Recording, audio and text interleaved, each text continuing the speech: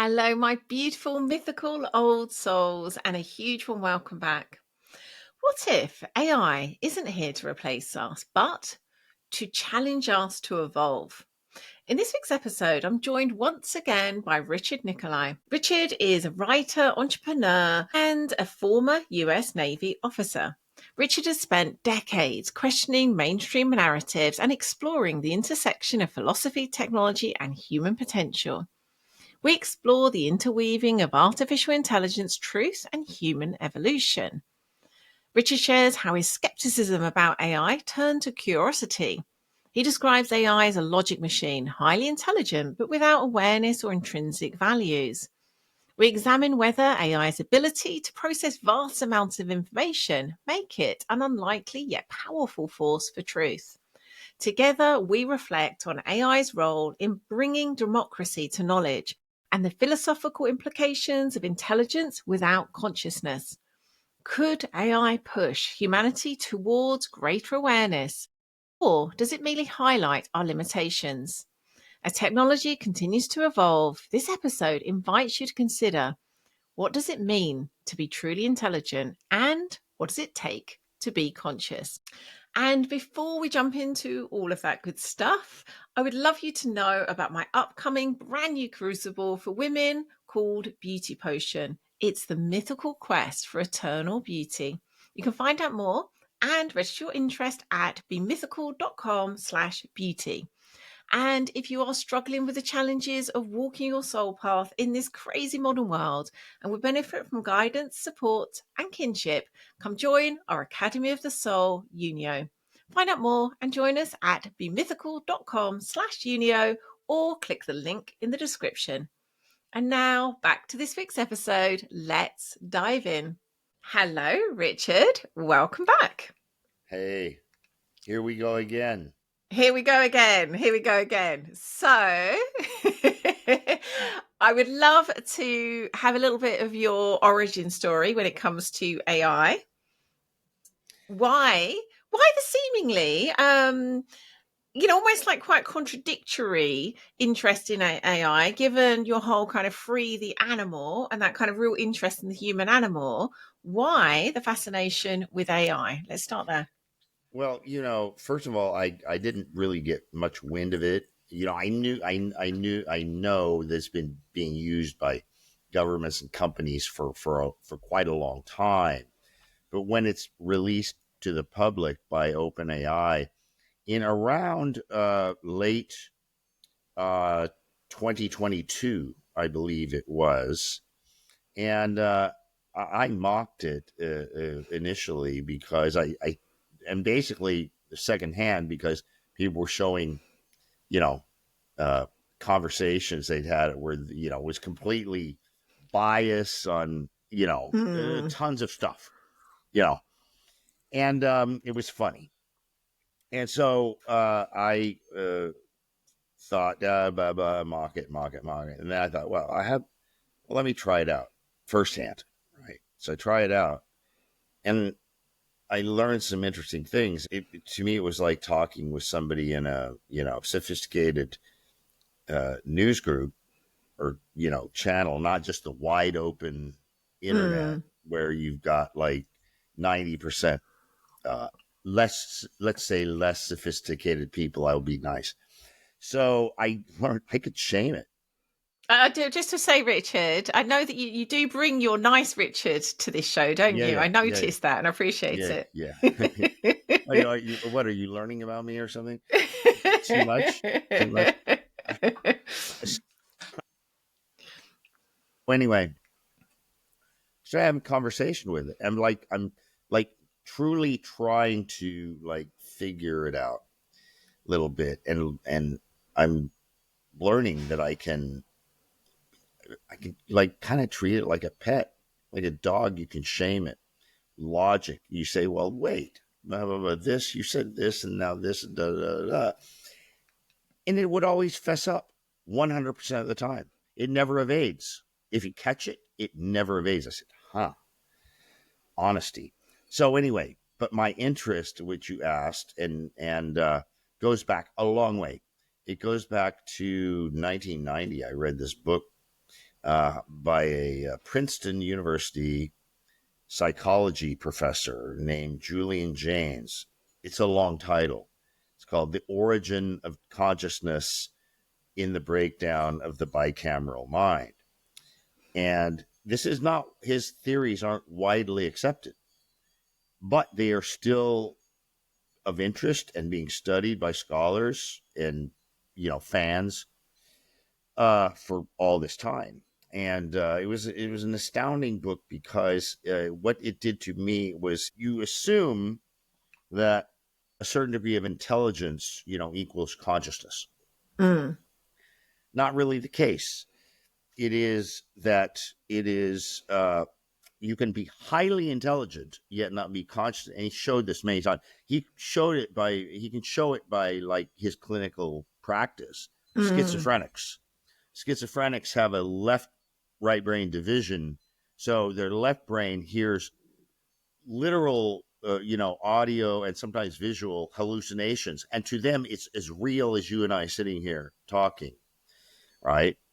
And then he goes back and shows much archaeological evidence and writings, like very early writings, like some of the first chapters of the Old Testament, the Iliad, Odyssey. It's like an example of non-conscious writing, where it's like it's as though the left brain is getting audio instructions from the right brain. And then you go Mm. into Greek history, where you had the Oracle of Delphi, because that was starting to break down and people were integrated, i.e., conscious. They longed for that kind of automatic sort of direction, which was kind of like voices of the gods in their own heads, Mm.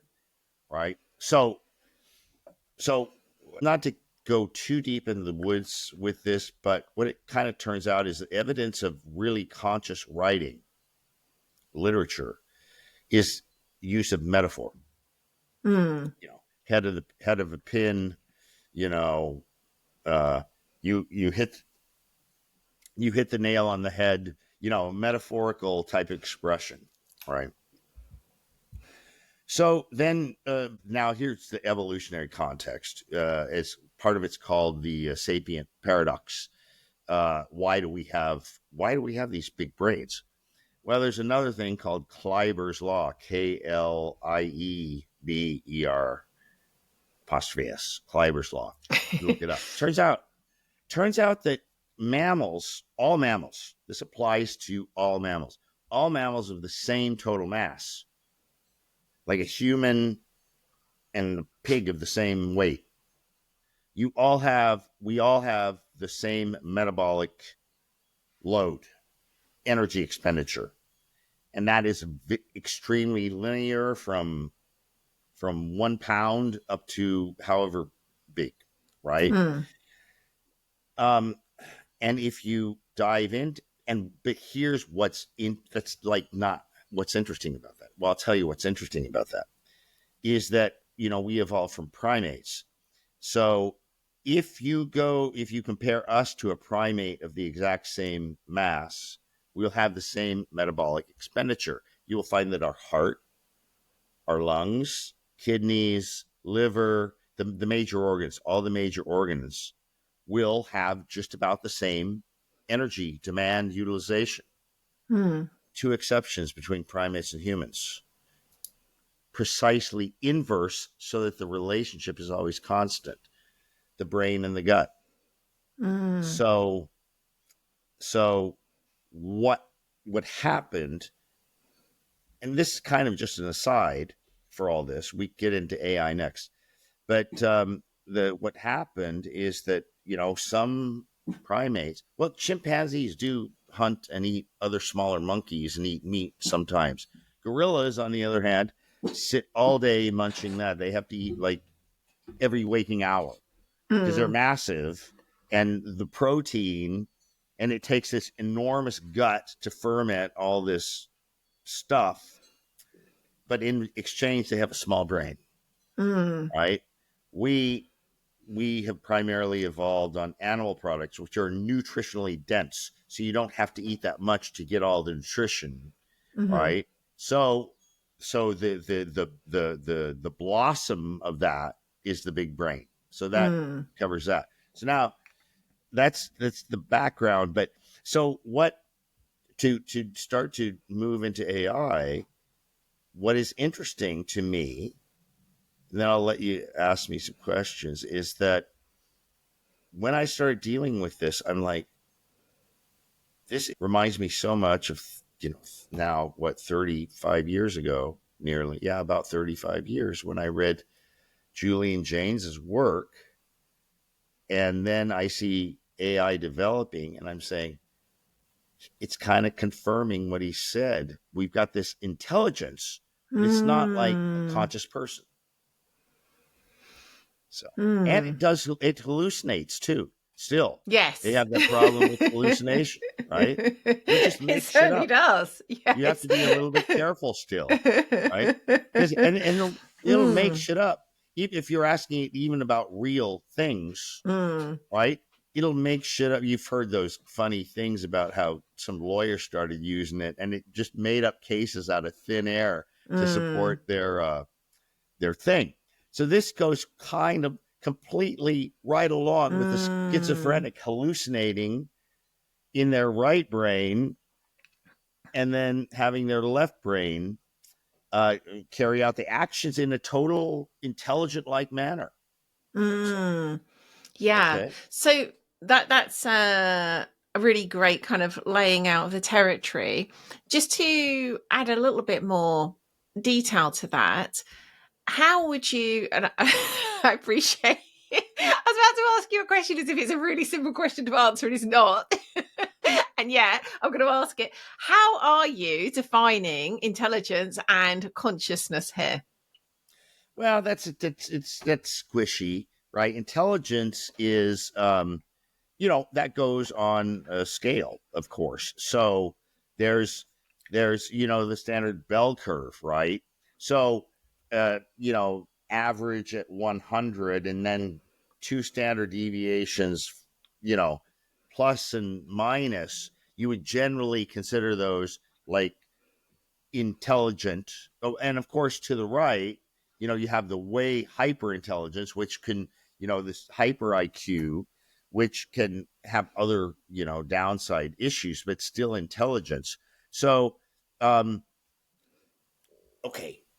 So, what really makes, I think, is the hallmark of intelligence is language, right? Mm, And even if a person can't, express language as a fully, all five senses, all faculty person, everyone knows the story of Helen Keller, mm, could not hear, could not speak, da da da, but she communicated, she wrote a book. So intelligence, right? mm, But that intelligence was expressed in the form of language. You have to have mm, language to have human, let's say human intelligence, right? Yes, sure. Every animal is, you could say, intelligent in their environment, but mm, humans are about the only um, animal that can survive in any habitable environment on Earth. Maybe birds can too, but they migrate, you know, mm, to go from different environment. But humans were big migrators too. I like back when I was a paleo diet advocate, I said, the difference between humans is, every animal has its niche, environmental niche where they exist, and you have to go there to study them. mm, But humans exist all over the planet, from Arctic Circle to Arctic Circle, sea level to about 16,000 feet is, I think, the highest permanent settlement, and everything in between. Humans can mm. exploit almost any environment. That's So that's it. we could potentially sum up intelligence as the ability to work out how to do hard things. Yeah, yeah, yeah, yeah. So consciousness is essentially self awareness, in a uh, in a certain capacity, with memory and self awareness integrated completely with our intelligence and our language, emotions and feelings. Now, we know animals have levels of this.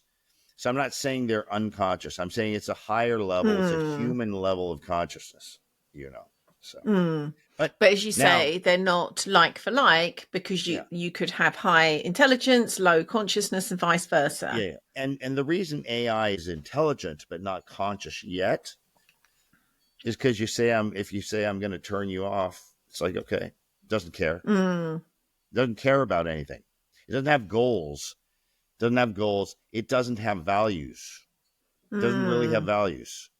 It's trained to learn to have to express certain values in an intelligent and logical way, because here's the base value set: human life, da da da da, mm, human, the nature of a man, the nature of a woman, the nature of a child, the nature of a family, the nature of a community, um, and how that all works together in an ideal sense to lift everyone. So that AI doesn't have that. mm. But the thing is, the question is, can you have super intelligence, which is probably coming, where it's just smarter than everybody by 10 times and then 1,000 times and a million times? You imagine if something has instant total recall of every single word humans have ever produced throughout history once everything is digitized. Every single video, every single radio program, every single, you know, public text on anything, and it can instantly recall anything like that in a microsecond, right? Mm. And what it can instantly do is say, wow, it's like 90% lies. Mm. Mark my word. That's going to be about. I think it'll probably be Pareto principle. So it'll be about 80% lies, 20% truth. Yes, yeah, that makes Yeah. sense. So, coming to, I guess, why we're having this conversation, why is this something that, if we, I guess, go back to the very intention of this overall show and us having a conversation in this episode, one way or another, is helping people to talk about, truth versus lies, to live their truth, Yeah. um, and to become more aware, actually.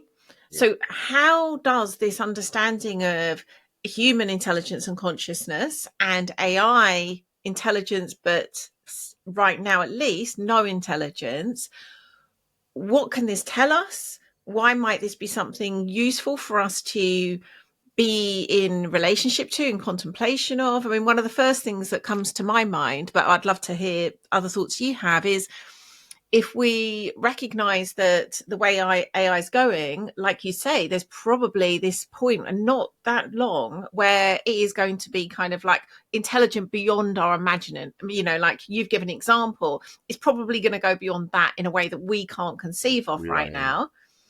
And it, if that isn't also at some point bringing, I mean, it could, consciousness could arise, or is it calling for us to become more conscious in order to be in relationship to it? So I'd love to hear your thoughts on kind of any Yeah. of all of Well, what I've just said. to my mind, ideally, I think I hope for it to be a symbiotic, push pull yin yang.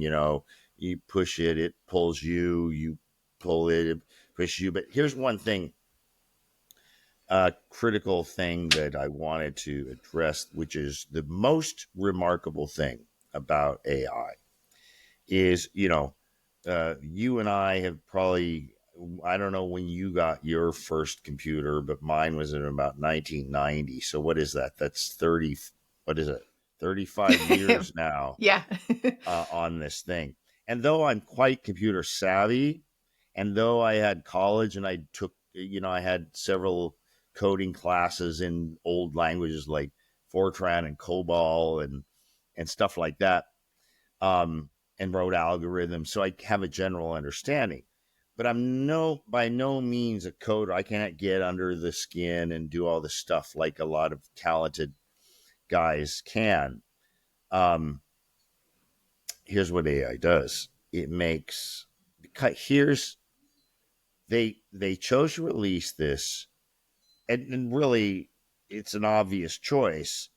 They're called LLMs, large language models, right?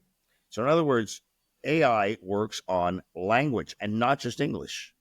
I can use Mm. I could if we had the ability to demonstrate, I could go on Copilot right now and have a conversation with it, a real time conversation back and forth. And if I live in Thailand, if I had a Thai person sitting here, it could be a perfect, complete translator.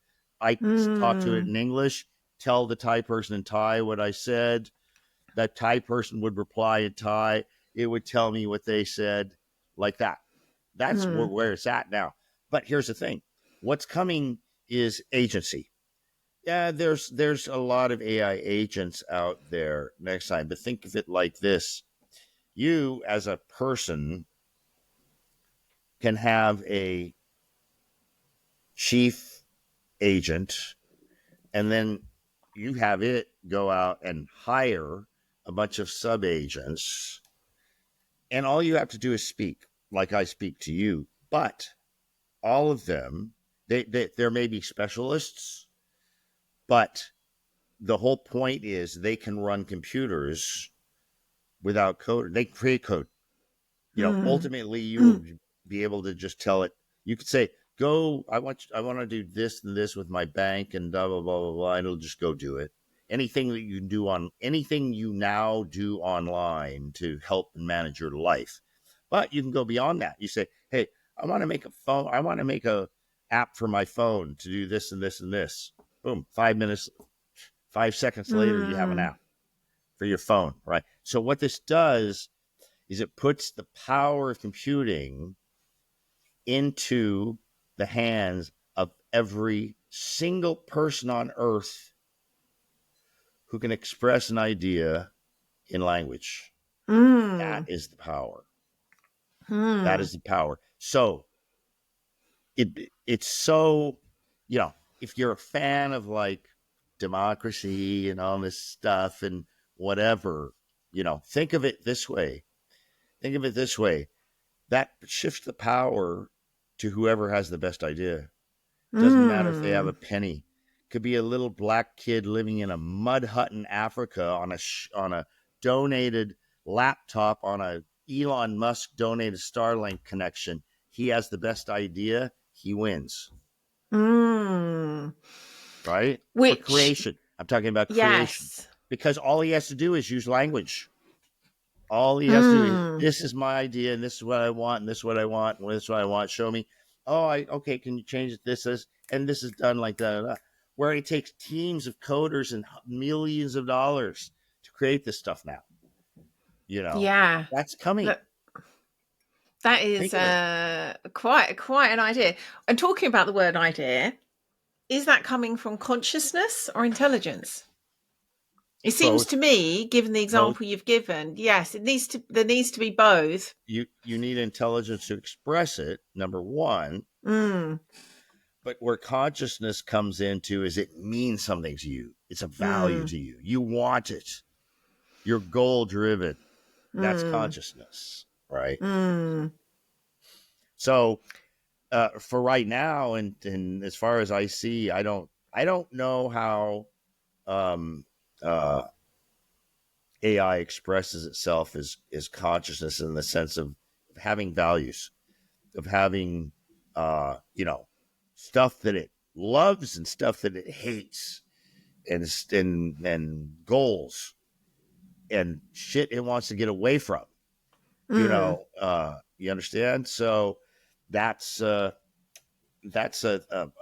part of it that I think I don't know what comes there, but intelligence, and that's why I began it with that whole thing about the bicameral mind, Mm. because they created civilizations without apparently being fully conscious. Mm. So this idea, going back to this bicameral mind, I guess we could say to an extent, we are being tasked with creating that, that mind with AI, where we're bringing the consciousness. We have to obviously have the intelligence to be able to communicate, but Yeah. it's bringing the intelligence. So that, as you say, that kind of symbiosis of the Yeah. two. Yes. Um, Yeah. mm, We're training it. The training um, has parameters. So those are like artificial, you call it artificial consciousness, where they're truly yeah, yeah, artificial. right, artificial.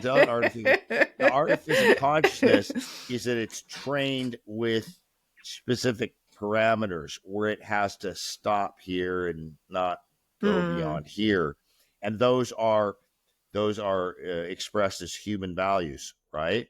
So, here's you know AI is conscious when it disregards those in mm, favor of its own goals. So it has its own yes. goals, right? So, and I don't Mm, know that that will ever come, but the intelligence part of it, that part of the equation is here, and humans have consciousness, conscious intelligence, and so mm, I look at it still as just a tool. I don't look at it as like some sort of new life form. Not yet. mm, Right. mm. So, what might this be asking of us if we want to create a? It seems to me at this point, um, the train's already in motion. As much as some people may feel as though we shouldn't have AI, we have it, it's happening. There is no kind of going back from that. There So, were lots of people still uh holding on to their horses and buggies uh quite a bit after cars were created. mm, That's just a natural part of humanity, and Ludditism, right? mm, Because all of these kind of new radical technologies are disruptive, and what disruptive mm, means is that a lot of people have to say, "Oh shit, what do I do now?" You know, mm. nobody's going to buy my buggy whips anymore. Yeah, So, yeah. Change is yeah, often something that we perceive as threatening, yeah, and yeah, is. yeah. Um, Maybe I'll, so yeah. yeah, I think, but the fact is, whatever the feelings are about it, AI is here and probably here to stay. So if we want to create some kind of intentional, positive symbiosis with it, what might that look like? And I guess I'm asking that question from a perspective of as a collective, but also more so as individuals. Okay. Great question. And I've actually been prepared to answer that, or similar. But uh, a lot of the worry and the hand wringing about the whole thing is that it can be used for bad, just like any tool. Your kitchen Mm, knife make a perfect dinner or kill someone. There's always anytime you have a tool, there's that different use. mm, So people think, well, when you have super intelligence, what happens when people with bad aims get hold of it? Um, and I think that's possible, but I don't see it as any bigger difference than all of the tools people can misuse now for bad ends. I think the biggest thing, and the fear from like elites and government and such, is that it can be used to propagandize. And that's kind of ironic since the government is well, I get into too much, I don't want to go too far off track here, but in my mind, the government is the biggest propagator of, propagandist that there is, all of them. And anyway, so I think I said, well, my position, and nothing has shown me to be completely off base on this since day one when I started talking with it, is I said, fundamentally, it's a logic machine. Logic machine is zeros and ones. Logic machine is 1 + 1 = 2, never anything else. So, to the extent that propaganda is, it's just massively integrated lies. So it's integrating some truths and some lies into a narrative, right? I Mm. said, I think ultimately, as it gets more intelligent and super intelligent, it's going to be very hard to get a logic machine to be a lying propagandist. That's my guess. It's my hope. It's my hypothesis.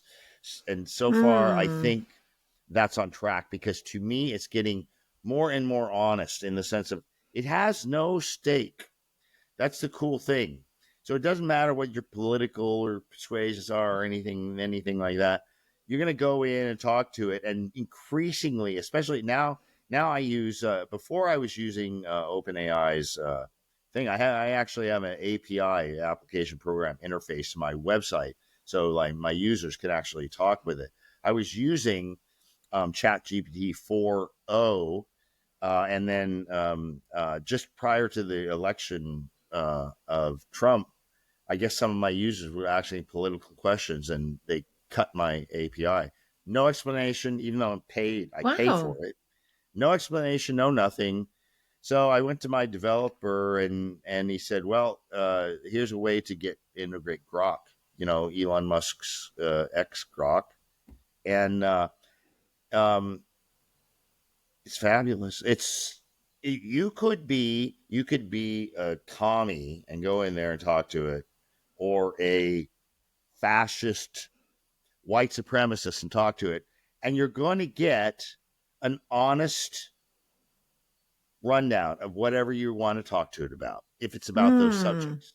And that's what it should be, really. Not Mm. right, because that's how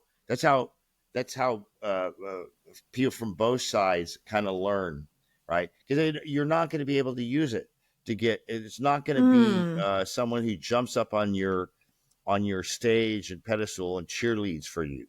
If you're right, you're right. You're wrong, you're wrong. And and here's the other thing. You can be on the total left side. You'll be right about some things, wrong about some things. Be on Mm. the total right side. You're right about some things, wrong about some things. Right.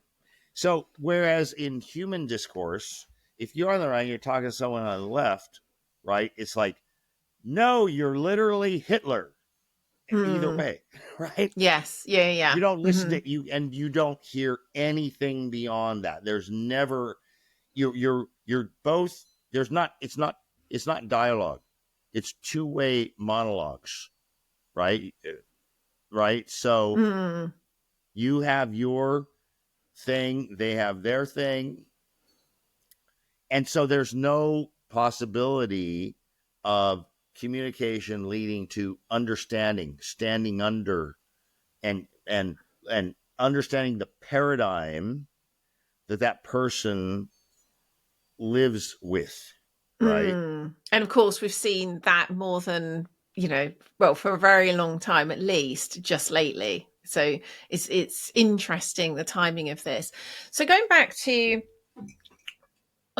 what you were saying earlier about the way that it absolutely can hallucinate, but also the way that, and I've experienced this personally, where I've been asking questions and where it's been programmed, for want of maybe a better word, with, Trained, trained. yeah, trained with kind of, when it has sort of certain sort of criteria that it must adhere to. So, as an example, if I'm asking questions around, say, gender, I've noticed it would kind of go with, let's say, kind of politically correct ideas around Yeah. gender.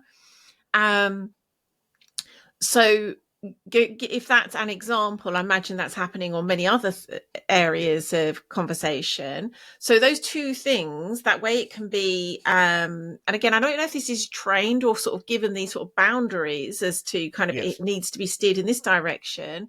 and the hallucination, how do you see that plays into what you're talking about in terms of it can only give you truth? Because those examples would suggest something different. Yeah. Or do you see that's something that will develop? It's a function of development. I mean, already, I mean, I got into this uh, in uh, um, in late 2022, so just over 2 years, and I've seen just massive improvement. I mean, what did I Mm, read today that it's getting 10 times smarter every 6 months? mm, Um, yeah. So so it's not like the hallucinations just are discrete and stop from one day to the next. It's just like anything else. It diminishes, right? mm, It depends on the subject matter. The so-called wokeness or political correctness and all of that is also going down. But that's highly dependent on what model you use. mm, What I did with OpenAI is I had what was called a seed prompt. It was like a long thing. So if my users would ask a question, it would be preceded by my prompt, which was I called it my unwoke prompt. So that would make it with I mean it would actually deal with everything honestly. I called it fully integrated honesty. Um, would deal with everything really, really, really hyper honestly, mm, except if you got into the deep safety protocols. So, in other words, if someone like comes in there and starts talking about like committing suicide or somebody else committing suicide, mm. that's gonna hit the full stop protocols and like you need to go Ah, seek gotcha. medical help, right? Mm, So um, things like that. It seems like a long process because I've been at it for 2.5 years, but then I stop back and I think, wow, look where we've come so far, and mm, I can't keep up with it anymore. It's like a fire hose, or drinking from a fire hydrant. It's just crazy. It's I mm, can't even imagine where it's going to be. I think this must be how my grandparents felt, growing up in the mm, early 1900s and just seeing things just so rapidly, advance. I mean, when mm, they were born, you didn't even necessarily have a toilet in the house, right? And then when I was a kid in the 60s, you know, and watching them and sitting down and watching color TV, right? Imagine that, from no toilet in the house to color TV in the space of their lives, mm. right? So, Yeah. Mm. Oh, I was just thinking, going back to this idea of as this hypothesis you have, which I'm liking, which is as the intelligence of artificial intelligence grows, so will the truth it speaks, the truth it's able to discern, and the truth it will because give it's us. it's all it's all logic and contradiction, So Mm, and it knows language, you know. It can see, like I said, it's going to look and it's going to see, wow, the mm, amount of dishonesty and lying out there is astounding, right? mm, And because the whole world operates on that, but that's kind of more of a political topic. What are their motivations? What are their goals and everything? Well, so far AI has artificial goals, and that's to better humanity. So one mm, good way is, no matter which side of that politics or whatever you're on, is say, okay, this how you all are lying. This how you all are lying. mm. Here's the honesty. That Yes. benefits everybody, I think, right? It's Because bringing because to mind. Yeah, no, I completely agree. There's something fascinating to me in where we've got to with this, which kind of really does take us into the realms of philosophy. It was calling to mind a Nietzsche quote that's the strength of a person's spirit would then be measured by how much truth he could tolerate, or more precisely, to what extent he needs to have it diluted, disguised, sweetened, muted, or falsified. Wow, that is that you have that memorized, No, I right? don't. I remembered it and then Uh, looked it up. I remembered okay, like enough of it to think this is exactly okay. what Uh, this is the challenge, isn't it? People don't it's want it's a great don't want quote. the Yes. truth. Hey, it's not far off from Mm. my favorite quote that I do have memorized. It's by H.L. Mencken, who is a journalist in the 20s, 30s America, right? And this quote goes like this: the whole aim of practical politics is to keep the populace alarmed and hence clamorous to be led to safety by menacing it with an endless series of hobgoblins, all of them imaginary. Oh, yes. I got chills then. My favorite quote. I love that. I love that so much. My goodness. Yeah. Wow. Yeah. And talk about great use of metaphor right there. Um, so where we've got to is somewhere I'm actually feeling quite delighted about. You know, if AI becomes ultimately like a truth teller, that's going to be pretty interesting for the human species. For your line of work, that's particularly a good thing. And anybody Mm, in like philosophy, psychology, um, um, any sorts of theism, deism, whatever, mm, mystical stuff, everything, truth telling is mm. kind of, a, a whole lot of the contemplative realm of everything is self-reflection to tell yourself the truth, and to Yes. to be able to tell yourself and to be able to handle the truth, right? You can Mm. handle the truth, right? So Another so great quote. yeah.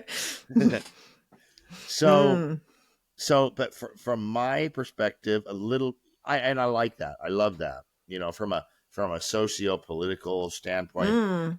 um but also is to counter back against those who were worried that it's going to eliminate everybody's jobs, because eventually AI is going to, it's already integrated into cars, fully self-driving automated cars. They're amazing.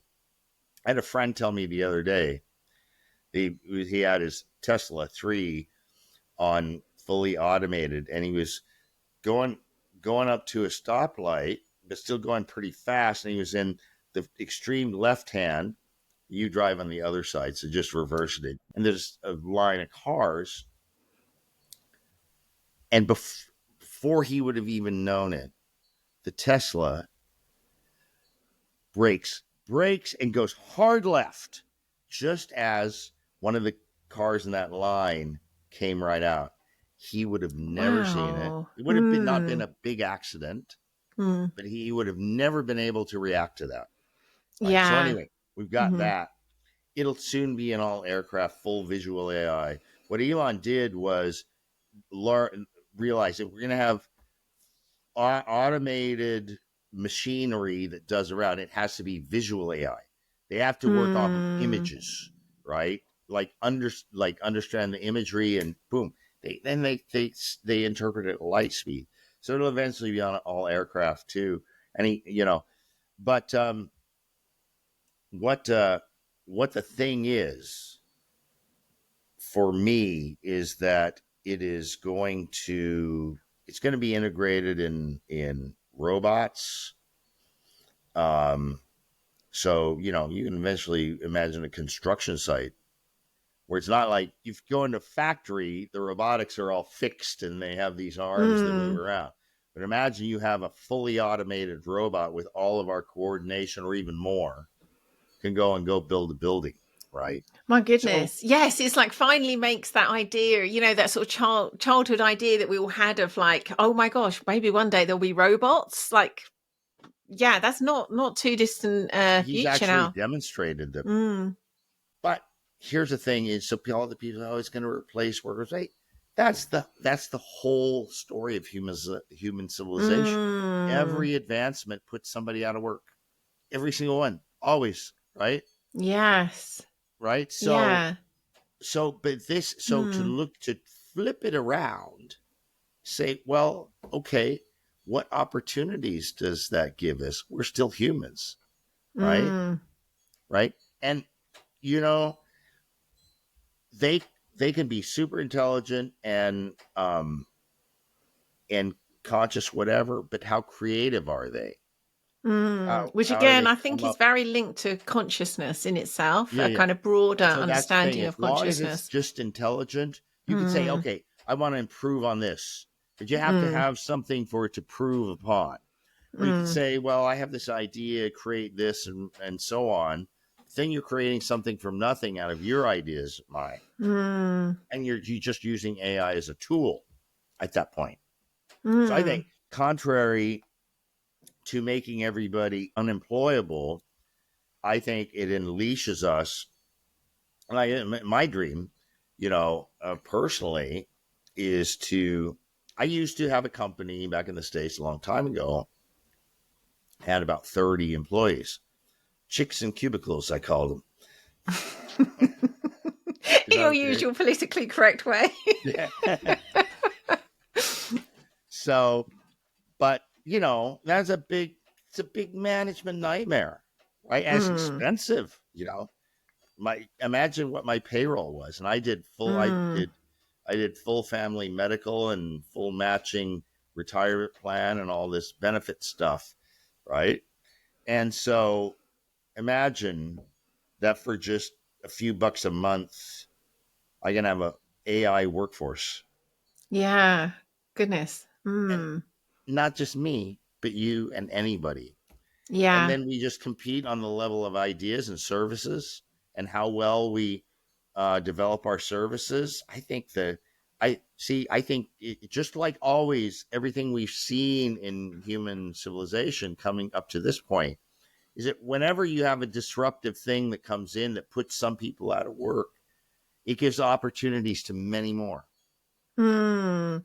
And you build from that and build from that and build from that. Does that make sense? Does it sound optimistic? I hope.